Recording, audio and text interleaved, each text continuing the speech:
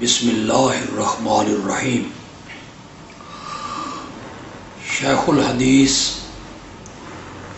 مولانا سمیع الحق صاحب رحمۃ اللہ علیہ کی شہادت کی خبر نے پوری دنیا کے علمی حلقوں کو ہلا کے رکھ دی ہے۔ وہ بہت بڑے عالم تھے اور ایک بہت عظیم باپ کے وہ بیٹے تھے۔ ان کا دارالعلوم حقانیہ دینی مدارس میں بہت اہمیت کا مدرسہ شمار ہوتا ہے، جہاں ہزاروں کی تعداد میں طلباء دینی علوم سے بہرہ مند ہوتے ہیں۔ انہیں آج ان کے گھر میں داخل ہو کر چھریوں کے وار کر کے بڑے بے رحمانہ طریقے سے انہیں شہید کیا گیا۔ ایک عالم کی جو موت ہے وہ پورے عالم کی موت ہوتی ہے۔ کچھ لوگ دنیا سے رخصت ہوتے ہیں تو ان کا غم اور ان کی کمی صرف گھر والے محسوس کرتے ہیں۔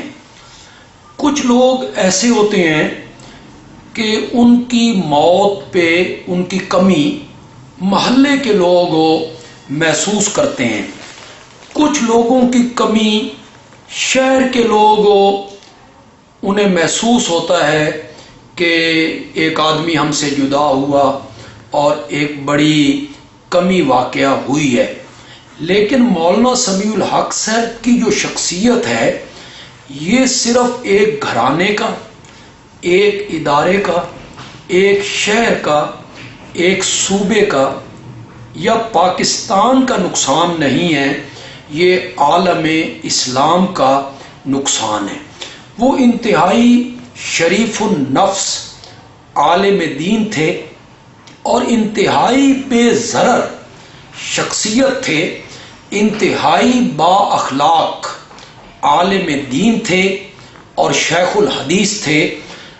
میں جمعیت اشاعت التوحید و سنہ پنجاب کے نائب امیر ہونے کی حیثیت سے اس واقعہ کی پرزور مذمت کرتا ہوں اور حکومت وقت سے یہ اپیل کرتا ہوں کہ وہ مولانا کے قاتلوں کو جلد از جلد گرفتار کرے اور انہیں کیفر کردار تک پہنچایا جائے، اور علماء اور دینی مدارس اور مساجد ان کی حفاظت کی جو ذمہ داری ہے یہ بھی ریاست پر آتی ہے۔